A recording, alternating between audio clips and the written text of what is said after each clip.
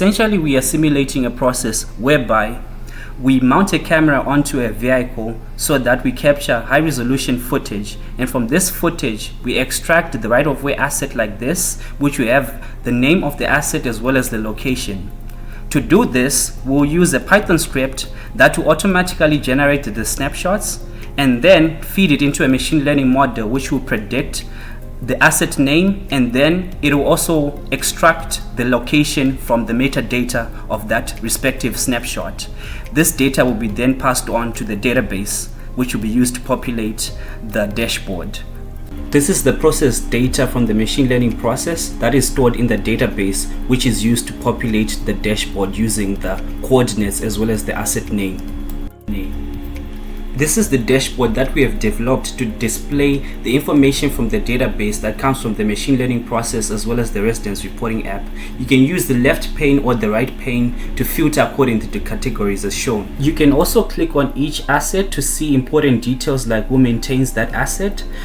Based on the feedback we got from the stakeholders, they wanted to know and identify who is responsible for maintaining that asset, be it the state or the city. And this is something that we added so that it makes it very convenient for the city to manage the assets. You can also see a summary of the asset conditions being good, fair, bad, as well as the notifications, maintenance history, as well as scheduled maintenance. In addition, you can also see the resident reports which come from our resident report app, which I'll talk about later. This is the residence report page where you can see the statistics on the left, an overview of the stats. You can also filter according to various conditions as shown.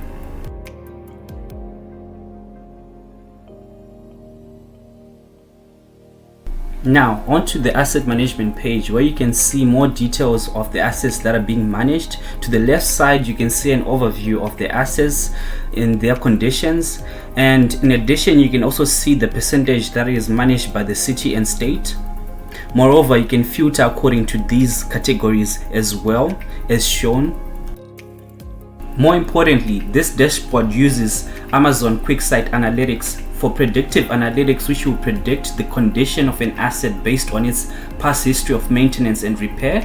And you can schedule maintenance like so. You can pick a date as well as the asset maintenance type. You can also pick a priority, low, high, medium. You can also put in notes, and you can also assign to a certain team. This is for much more convenient and efficient coordination. You can take a look at the label for the scheduled maintenance. It should also appear on the dashboard under scheduled maintenance like so.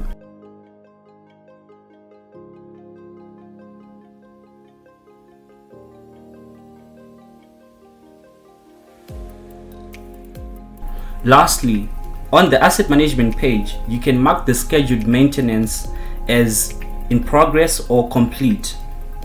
Now moving on to the analytics page, you can see important metrics like the traffic performance, whether it's the reduction in congestion, or safety metrics like reduction in crashes or the economic impact over different time intervals. Whether it's quarterly, weekly, and so on, it can be exported into an Excel spreadsheet as shown.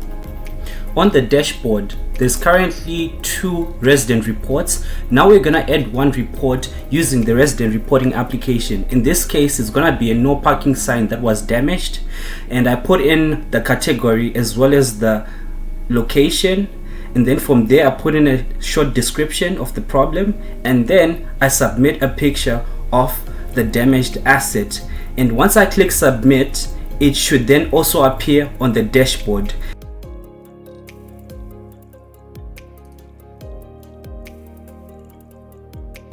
You can view details, mark in progress, or actually go to the resident report page and then view details from there, mark in progress, and so on, just like we did on the asset management page, and everything would work, and it will also update on the dashboard homepage as well.